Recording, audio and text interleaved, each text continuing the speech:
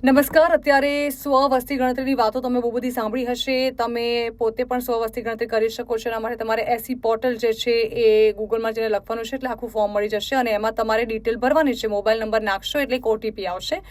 તમારે કોઈ પણ જાતના ડોક્યુમેન્ટ્સ અહીંયા સબમિટ અત્યારે નથી કરવાના.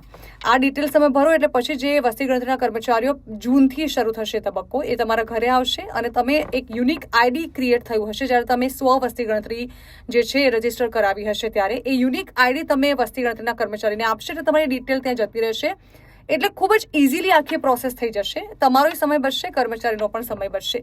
હવે આ વાત તો તમે સાંભળી હશે, પણ વધારે ધ્યાન રાખવાનું, હવે સાવધાન થવાની જરૂર એટલા માટે છે કે વસ્તી ગણતરીની શરૂઆત થશે ત્યારે તમારા ઘરે જે લોકો તમારા પેરેન્ટ્સ કે પછી ગ્રાન્ડ પેરેન્ટ્સ હોય છે એમને તમારે ખાસ કહેવાનું છે કે કોઈ પણ વસ્તી ગણતરી કરવા માટે કોઈ પણ કર્મચારી આવે છે, તમારી પાસે કોઈ પણ જાતનો ઓટીપી જો એ માંગે છે તો બિલકુલ નથી આપવાનો.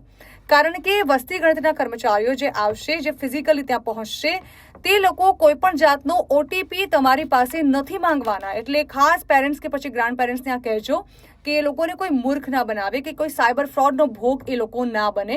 ખાસ ધ્યાન રાખવાનું છે જ્યારે તમે રજીસ્ટ્રેશન કરાવતા હશો સ્વ વસ્તી ગણતરીમાં, ત્યારે જે ઓટીપી આવશે એ તમારા ફોનમાં આવશે, તમારે નાખવાનો છે.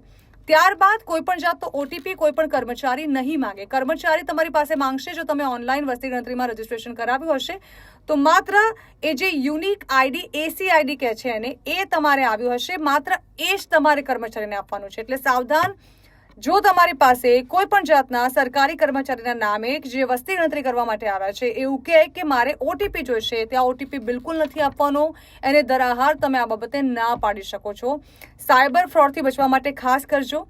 બની શકે કે કોઈ પણ આવું રેન્ડમ તમારા ત્યાં આવી જાય અને તમને છેતરવાનો પ્રયાસ કરશે. ખાસ કરીને પેરેન્ટ્સ માટે આ વધારે સંભાવનાઓ જોવામાં આવી રહી છે કે એ લોકો પાસે કોઈ ઓટીપી માંગવામાં આવે કે પછી ડિટેલ્સ માંગવામાં આવે. તો બિલકુલ અવેર રહેવાનું છે અને કોઈ પણ જાતનો ઓટીપી, અને જેમાં પણ ખાસ કરીને તમારી બેંક ડિટેલ્સ અંદર મેન્શન હોય એવું ઓટીપી ક્યાંય નથી આપવાનું. એટલે કોઈ ઓટીપી માંગે તો બિલકુલ ના પાડી દેજો. તમારે ખાલી આપવાનું આવશે યુનિક એસી આઈડી.